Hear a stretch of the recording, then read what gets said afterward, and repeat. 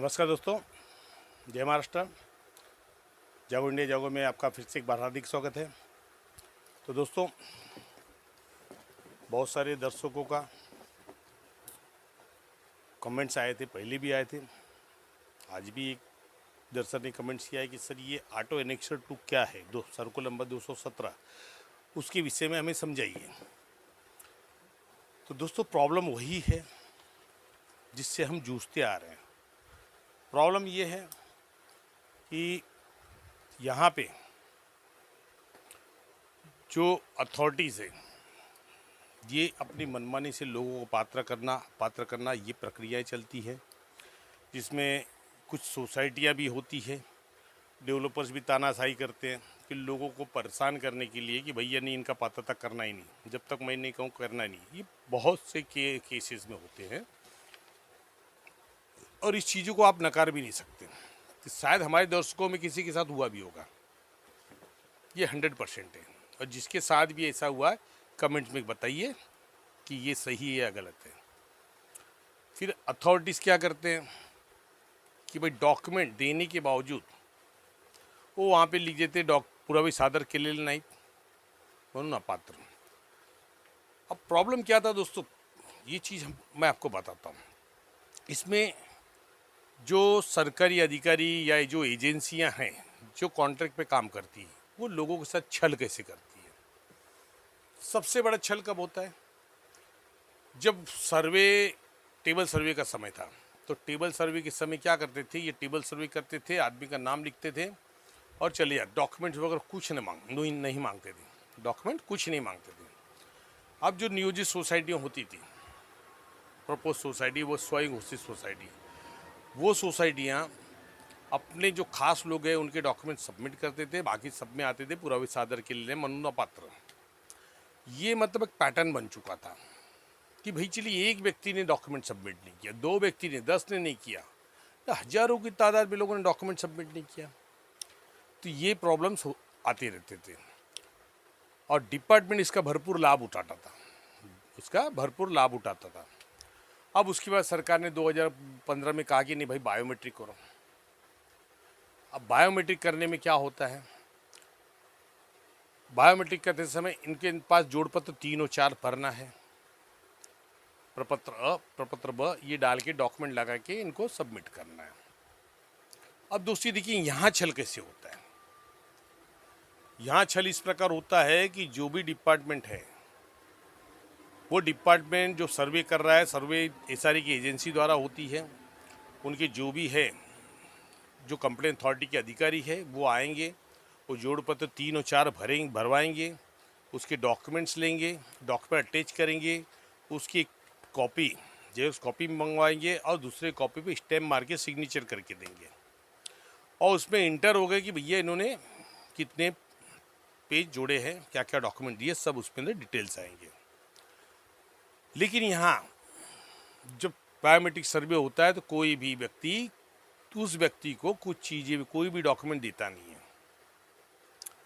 Videography कराएंगे, वहाँ पे ले लेंगे कि भाई हमने जो डॉक्यूमेंट सबमिट किया है वो मैंने ही सबमिट किया है और इसमें कोई भी त्रुटि हुई तो उसका जिम्मेदार मैं हूँ। ये प्रॉब्लम उस समय होती है कि जब ये अधिकारी मेन डॉक्यूमेंट्स को उसमें लगाते नहीं हैं, और फिर ये मसला आता है कि भाई आपके जो डॉक्यूमेंट्स है वो 2000 के पुरावे सादर नहीं किए, इसलिए अनिर्णित। ये बहुत सारी समस्याएं, बहुत सारी प्रॉब्लम्स, और इन विषय में माननीय हाई कोर्ट में एक मैटर फाइल, 2 फाइल हुए 2021 में, 2 रिट पिटीशन फाइल हुए। एक का नाम है 3617 2021, एक का नाम है 2157 2021। इसमें हाई कोर्ट ने संज्ञान लेते हुए ये कहा कि भाई ये जो 2157 2021 में इन्होंने ऑनलाइन लॉटरी का डिटेल दिया कि भैया हमने ऑनलाइन लॉटरी का सॉफ्टवेयर तैयार किया है और उस सॉफ्टवेयर में हम ऑनलाइन लॉटरी कर रहे हैं, इसमें किसी को भी डाउट नहीं होना चाहिए। तो कोर्ट ने बोला कि जब आप ऑनलाइन लॉटरी करवा रहे हैं तो ऑटो एनेक्सर 2 के लिए सॉफ्टवेयर क्यों नहीं तैयार करते, ऑटो एनेक्सर 2 के सॉफ्टवेयर क्यों नहीं तैयार करते। क्योंकि आपके पास जो भी एजेंसियां हैं, अथॉरिटीज़ है, उसके सब डाटास आपके पास हैं, जैसे कि अडानी इलेक्ट्रिसिटी का, टाटा पावर का, एमएसईबी का, एमसीजीएम का, यूआईडीआई का, और उसके बाद इलेक्ट्रिक बिल, इलेक्ट्रॉल रोल मतलब इलेक्शन का, ये सब डाटाज आपके पास डिपार्टमेंट ने दिया हुआ है। तो आप क्यों ना एक सी प्रणाली तैयार कीजिए जिसके अंदर उस व्यक्ति की ऑनलाइन डॉक्यूमेंट की एंट्री करते हुए ही उसका पात्र है या अपात्र है वो तय कर ले, वो मशीन सॉफ्टवेयर द्वारा अपडेट हो जाए कि भाई नहीं, इसका 2000 के पहले का है, इसकी पात्रता निश्चित है। तो ये क्यों नहीं हो रहा है, ये क्यों नहीं हो रहा है? तो आप एक प्रणाली तैयार कीजिए। उसके बाद एसआरए ने 12/2/2024 को 12/2/2024 को सर्कुलर नंबर 217 निकाला। अब एसआरए ने उसमें कहा कि एनेक्शन नंबर 217 के अनुसार जो माननीय हाईकोर्ट ने कहा है, उस हाईकोर्ट के आदेश के अनुसरण करो, उसके आदेशानुसार हमने ये सॉफ्टवेयर तैयार कर लिया है और सॉफ्टवेयर के तहत जो बायोमेट्रिक पद्धति जो चेंजेस की गई है ऑनलाइन में, और ऑनलाइन के हिसाब से करेंगे, और ये अब जो भी एनेक्शर्स बनेंगे वो ऑटो एनेक्शर बनेंगे। अब ऑटो एनेक्शर पद्धति क्या है, इस चीज़ को आप समझिए। अब जैसे मैंने कहा कि इनकी जितनी एजेंसियां और जो डिपार्टमेंट्स अथॉरिटीज़ है, उनके डाटा इनके पास कलेक्ट हो, जैसे आपके एमएसईबी के हो गए, अडानी के लाइट बिल हो गए, टाटा पावर जो जिस इलाके में है, फिर बीएमसी की जो गुमास्ताज है और सर्वे पावतियां हैं, ये सब डाटा उनके पास उपलब्ध हो गई है। इलेक्शन ऑफिसर ने भेज दिया है। यूआईडीआई का आधार कार्ड का तो ऑनलाइन है ही है, ऑनलाइन है ही है वो। तो ये जो डाटाज है आपके पास कलेक्ट है। अब इस कलेक्ट के हिसाब से क्या होगा कि जब भी आपका रूम का सर्वे होगा, उस सर्वे के समय जो ये आपके डॉक्यूमेंट्स, आपके जो भी डॉक्यूमेंट्स है, ये जो टैब के ऊपर जो उसका ऑनलाइन प्रदेश उसको ले रहे हैं, अपलोड कर रहे हैं, और अपलोड करने के बाद आपका थंब इम्प्रेशन, ये सब क्लियर करने के बाद आपके नाम वगैरह इंटर कर रहे हैं, वो इंटर करने के बाद जब ये आपकी प्रक्रिया पूर्ण हो जाएगी तो आपको एक मैसेज आएगा। उस मैसेज के ज़रिए जब आपका वहाँ पे अपलोडिंग होगा, तो अपलोडिंग के बाद आप जब देखेंगे तो आपको नंबरिंग आएगी, भैया ये जो आपका एनेक्शन नंबर है, और वो जो मैसेज के अंदर जो सर्वर दिया गया उस सर्वर पे डाल के आप नंबर डालेंगे तो आपके झोपड़े आपको दिखाई देंगे, आपकी पात्रता आपको दिखाई देगी। तो माननीय न्यायालय ने वही चीज़ कहा कि क्यों न एक ऐसा प्रणाली बनाए जिससे किसी भी, जैसे क्या होता है कि अभी हम पात्रता के लिए जा रहे हैं, अब पात्रता के लिए जा रहे हैं तो मुझे सर्टिफाइड एनेक्शर की कॉपी निकालना है, सर्टिफाइड एनेक्शर की कॉपी निकालना है। अब वहाँ पे आपको कॉपी निकालने की जरूरत नहीं होगी, वो ऑनलाइन होगी। तो कभी भी आप घर बैठे अपने मोबाइल से आप अपलोड कर सकते हैं, उसका प्रिंट आउट मार के आप लगा दीजिए, क्योंकि वो ऑनलाइन है। ऑनलाइन कॉपी कोर्ट भी एक्सेप्ट करता है। तो डिपार्टमेंट जो रहेगा वो भी अपने सर्वर पे चेक करेगा, भाई ये कॉपी बराबर है। तो इसीलिए कोर्ट ने संज्ञान लिया कि भाई ये चीज़ सबको मालूम पड़ना चाहिए, ये चीज़ सबको मालूम पड़ना चाहिए।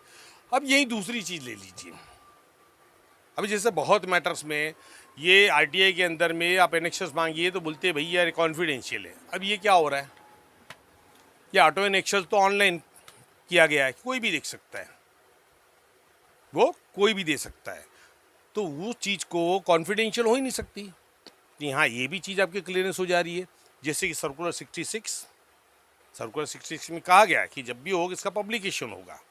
अब ऑनलाइन में क्या हो गया, ऑनलाइन में आप बैठे बिठाए अपने घर दे सकते हो, अपनी पात्रता आप देख सकते हैं कि आपका जो भी एनेक्शस बना है उसमें आपका क्राइटेरिया क्या है, निवासी है, अनिवासी है, पात्र है या पात्र है, सशुल्क है, जो भी हो उसमें ऑटो अपडेट होके आएगा। क्योंकि जब वो इनका जो भी प्रणाली बनी है उस प्रणाली के हिसाब से आपके नाम के जो डॉक्यूमेंट्स रहेंगे वो अपने आप ऑटो सर्च करेंगे, वेरीफाई करेंगे, और वेरीफाई करने के बाद आपके एनेक्शर ऑटोमेटिकली बन, उसको ऑटो एनेक्शर कहा गया जिसको स्वयंचलित परिशिष्ट 2, तो वो अपने आप वहाँ पे आती है। उसके अंदर अधिकारियों को कुछ भी नहीं चलेगी, क्योंकि आज डॉक्यूमेंट तो अब आपको लेना है, और जब तक आप डॉक्यूमेंट उसमें डालेंगे नहीं तब तक वो ऑटो प्रणाली आपकी काम नहीं करेगी।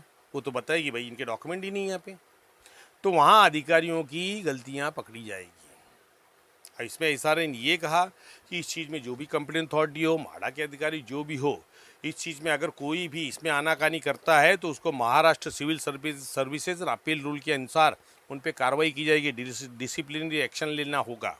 और जितने भी डिपार्टमेंट हैं, इवन इंजीनियरिंग डिपार्टमेंट भी इस चीज़ की जो ऑटो एनेक्शन अगर नहीं है तो उसके ऊपर कोई भी अनुमति ना दे। तो ये स्ट्रिक्ट रूप में कहा गया है।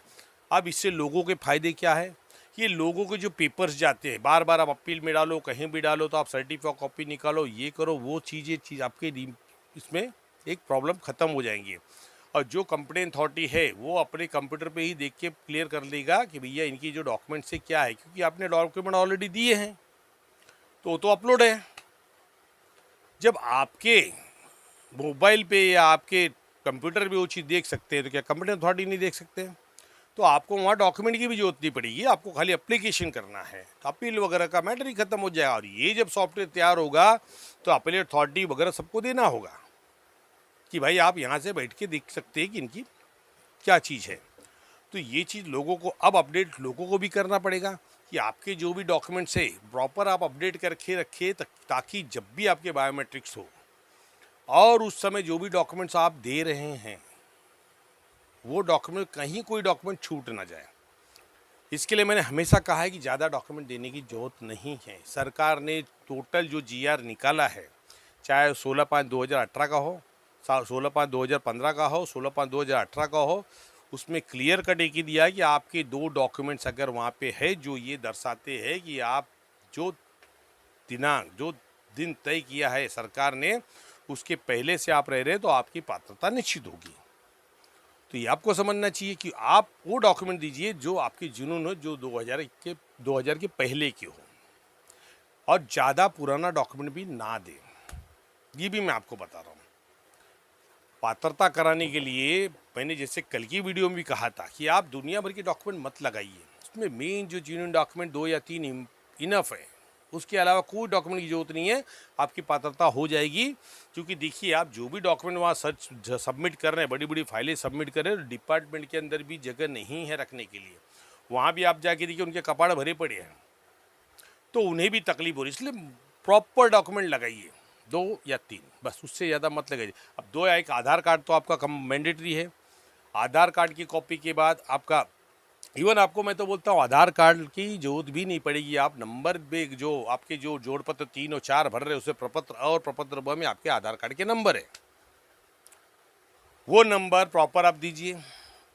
या आप आधार कार्ड की कॉपी लगा रहे तो आधार कार्ड की कॉपी लगाइए। वो तो UIDAI का जो उनके पास डाटा है उसमें नंबर डालेंगे तो आपका आ जाएगा वहाँ पे। तो वहाँ पे जो भी डॉक्यूमेंट है, एक लाइट बिल, एक इलेक्शन के 2001 के पहले के इलेक्शन का, 2001 के पहले का इलेक्शन का मतलब 90 और 95 का मत लगाइए, 99 98 का या 2000 का लगाइए। वो डेटा उनको क्लियर कर देगा कि भैया इनका झोपड़ा कब से है, इनका झोपड़ा कब से हो, वहाँ पे इंडिकेट कर देगा, वो डेटा उनके पास है। फिर उसके बाद आपका सर्वे पावती, तो सर्वे पावती लगाइए, लाइट बिल, सर्वे पावती, इलेक्शन, 3 चीज़ मैंडेटरी है, और एक आधार कार्ड।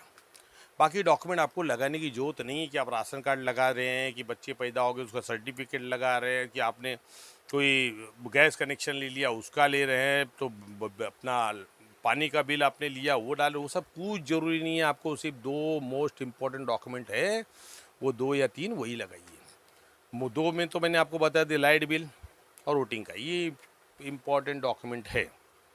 और लाइट बिल में भी आप लगाएंगे तो एक जूनी लाइट बिल लगाइए 2001 के पहले की, और एक आपका रिसेंट का लगाइए, बस। उससे ज़्यादा कुछ मत लगाइए कि आपने 10 लाइट बिल भर दिए, वो करने की ज़रूरत नहीं है। तो ये ऑटो एनेक्शन जो सिस्टम बना है सर्कुलर 17 के 217 में जो बनाया गया है, ये देखा जाए तो लोगों के हित में ही है, ये लोगों के हित में ही है। लेकिन हकीकत में अगर अधिकारी इसका कानून के हिसाब से पालन करे तो ये चीज़ लोगों के हित में लागू होगी, और लोगों की जो पात्रताओं का संबंध है वो धीरे धीरे जो अपात्रताओं का जो रेशियो आ रहा है वो कम होती जाएगा। क्योंकि प्रॉब्लम्स ये नहीं होती कि इंसान अपात्र हो गया है, क्यों अपात्र हो गया है वो इम्पॉर्टेंट है। एक व्यक्ति अगर डॉक्यूमेंट नहीं अपात्र हो जाता तो चलो ठीक है, वो भी समझता है कि भाई जी मेरे पास डॉक्यूमेंट नहीं, सरकार का आदेश है, हम क्या करें। लेकिन जो व्यक्ति के डॉक्यूमेंट होने के बावजूद वो उनको सफ़र करना पड़ता है, वो बहुत बड़ी तकलीफ दे बात है। और ये सरकार के लिए भी शर्म की बात है कि इन अधिकारियों पर लगाम कसे। और ये लगाम कसने का समय अब यही ऑटो इनेक्शर से होगा, जहाँ पे मशीन खुद आपको वेरीफाई करेगी। मतलब ये जो भी आधुनिक तकनीक बनाए हैं उसमें आपके डॉक्यूमेंट्स आपको वेरीफाई करेंगे डॉक्यूमेंट्स कब के हैं। क्योंकि अब डॉक्यूमेंट जो आपके डेटा वहाँ पे है सर्वर पे, और आपके जो डॉक्यूमेंट उसके नंबरिंग वगैरह जब उसमें पुटअप होगा तो वहाँ से क्लियर होगा कि भैया नहीं इनकी यहाँ पे, तो ऑटोमेटिक वहाँ पे आएगा भैया एलिजिबल। वहाँ पे उस अधिकारी को कुछ करने की जरूरत नहीं पड़ेगी, ये एलिजिबल है, वो ऑटो इनेक्शर्स प्रणाली है, तो ऑटो इनेक्शर्स में आपका क्लियरेंस हो जाएगा। तो इस चीज़ को ध्यान में रखिए। आज हमने देखा सर्कुलर 217 सर्कुलर है, उसके हिसाब से अब जो भी नए नए सारे स्कीम्स आ रहे हैं वहाँ पे जब भी एनेक्शर्स बने, अगर वहाँ पे ऑटो एनेक्शर्स नहीं है तो उसकी कंप्लेंट फाइल करे। क्योंकि ये 217 सर्कुलर कह रहा है कि अगर यहाँ पे ऑटो एनेक्शर्स नहीं बनाया तो वहाँ पे उनको परमिशन न दी जाए। तो इस चीज़ को आप समझिए और स्वस्थ रहिए, सुरक्षित रहिए। गणेश चतुर्थी का माहौल है सारे पूरे भारतवर्ष में, बप्पा के लिए धूम मची है, हर जगह लोग उत्साहित हैं। आप भी रहिए, स्वस्थ रहिए, सुरक्षित रहिए, बने रहिए जागो इंडिया के जागो के साथ में। फिर मिलते हैं नेक्स्ट वीडियो में किसी और विषय पे। धन्यवाद। जय हिंद, जय महाराष्ट्र।